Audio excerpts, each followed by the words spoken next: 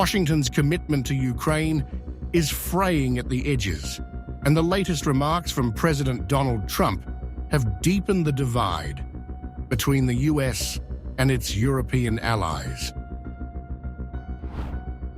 Trump made it clear that European nations would now shoulder most of the burden for Ukraine's defense, including air defense systems. His comments mark a significant shift in Washington's stance, sending a clear message to European capitals. The era of unquestioned US financial backing may be coming to an end. Speaking to reporters at the White House, Trump was asked whether his administration would continue military support for Ukraine, particularly following the US-Ukraine agreement on mineral resources. His response was unequivocal.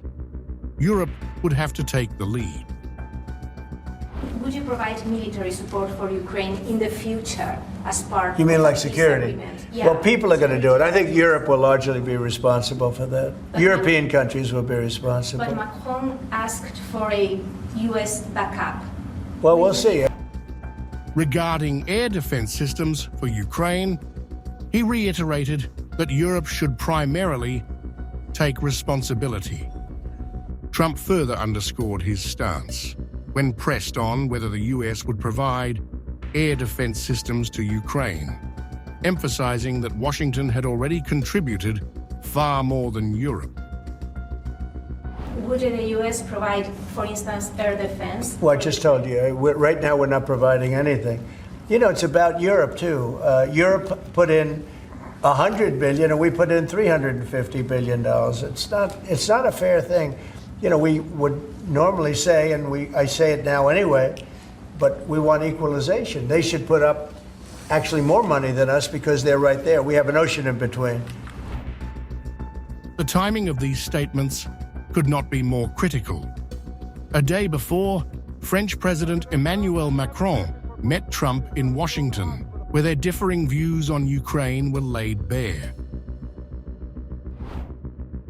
As Trump characterized European aid to Ukraine as mere loans, Macron swiftly corrected him, insisting Europe's support included real money. The exchange highlighted the growing transatlantic discord over Ukraine's war effort.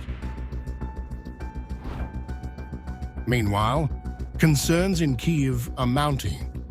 Ukrainian President Volodymyr Zelensky, during a February 23rd press conference, estimated that a potential US aid reduction could slash support by 20%. While noting that pre-approved military assistance was still arriving, he acknowledged delays and warned that $15 billion remained in limbo.